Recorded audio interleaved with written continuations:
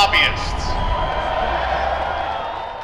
Hey, this is Jason Kincaid with TechCrunch TV, and we are in New York City right now. And behind me, we've got a giant crowd, hundreds of people that really represent a big chunk of the New York tech community.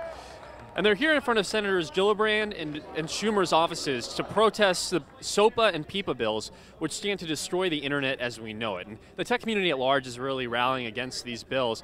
But to my knowledge, this is one of the biggest in-person protests that's being held across the country, these bills. So we're going to scope out the scene, talk to some people, and see what it's like out here. There was talk of doing protests for net neutrality, but this is the first time where you get the feeling that people's livelihoods are actually at stake.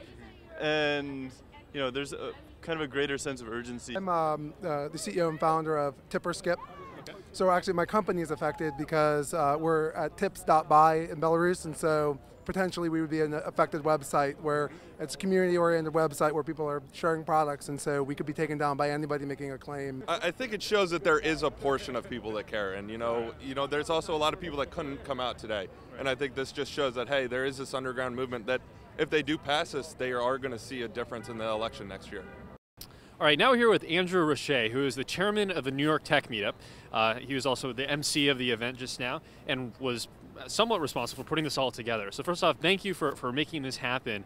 My first question is, was the event, did it live up to your expectations or surpass it? Oh, it surpassed it. This is the largest New York Tech Meetup that we've ever had, and it shows the strength of our community, really in 3 days, to organize themselves and to get 2,500 people here to show up at the offices of Senators Schumer and Gillibrand and express their dismay at the fact that those two senators are supporting the PIPA legislation, which will have such a detrimental effect on the New York economy, the startup economy, and the future of the United States and free speech. And for those who don't know, New York Tech Meetup meets regularly, and it's a showcase for startups to show off their stuff in front of other people in the tech community. Is this the first time New York Tech Meetup has organized around something beyond showing off these startup launches? Yeah, this is actually a turning point for our organization to be politically active. And just like I always said, the politicians don't know the difference between a server and a waiter. Now it's time for technologists to understand how politics work. And copyright interests have been lining the pockets of politicians for decades, building a currency of money and influence, and they've tried to basically run the table to try to get these laws passed. And the internet and the technology community operates in a currency of openness and trust. And I think that this moment is a watershed moment for the tech community to realize that they actually do have power in numbers, and that we want a 21st century democracy, a 21st century economy, and that the old guard, the fat cats, can no longer control the way our country and our global economy will work. So you think that politics and policy are going to play a more key role in New York Tech Meetup going forward? Do you expect to have more regular events around this sort of thing, maybe around net neutrality and other sorts of things, or is it more when there's some sort of policy on the table that's like really threatening? You think we're going to have sort of rallies like this? Well, just like this protest is a wake-up call for our senators that the tech industry is watching them, and if they support these bills, they'll lose our support.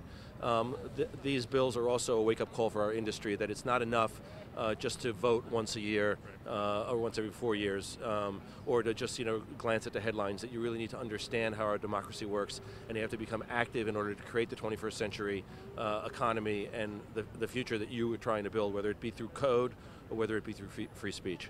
My question is, first question, what do you think of the protest? Was the turnout as good as you expected? Yes. Oh, yes. And my favorite part was asking the audience, how many of you are at startups or companies right now that are hiring? And nearly every single hand went up. You can't deny that there are not many industries in America right now where there are that many people hiring and creating jobs. The other thing that I thought was encouraging, we found several people who are here who actually aren't affiliated with startups. They're just fighting for the internet, which is sort of nice to see. So my second question isn't directly related to this rally, but it's more of a general question.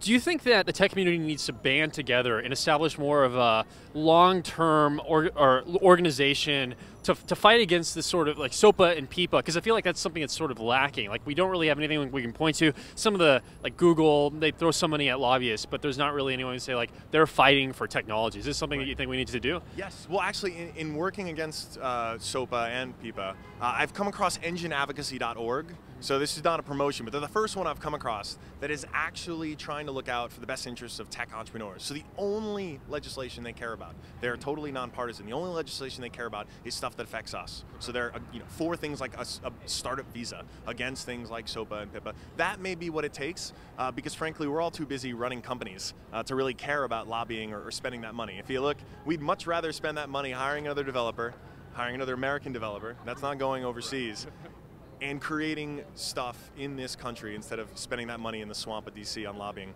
And given the success of this protest, do you expect this is going to be something we're going to see more often whenever there is policy that seems to go against what the tech community wants? Yes, and I think it's become bigger than just the tech community. I think, especially harping on the fact that this was legislation written by lobbyists and not by actual technologists, this hits on a much bigger issue. Congress's approval rating probably can't get any lower, and Americans are frustrated. There are much more important things that they should be legislating about right now, and they're not. And so we look at this and we say, all right, here was something that started online without any top-down leadership. It happened because enough people cared, enough people gave a damn, and they're showing up. Now, I personally don't want to ever have to argue for this stuff again. I don't ever want to have to go back to DC, have to deal with politics. Really? That seemed fun. No, it is atrocious. I want to do startups. I love startups. I don't like this stuff. But when you leave a man with no choice, he has to put on a tie. All right, so the protest is drawing to a close. Behind me, we've still got a few people discussing the issues and showing off their posters, some of which are really cool. I thought this was an overwhelming success. I expected 50, maybe 100 people here, and there were easily several hundred. And the energy level was really high. We had some great speakers. And I found it really encouraging that the tech community could band together for something like this to fight for something it really is against. And I expect we'll see similar events like this moving forward as tech and policy become even more intertwined. So, this is Jason Kincaid.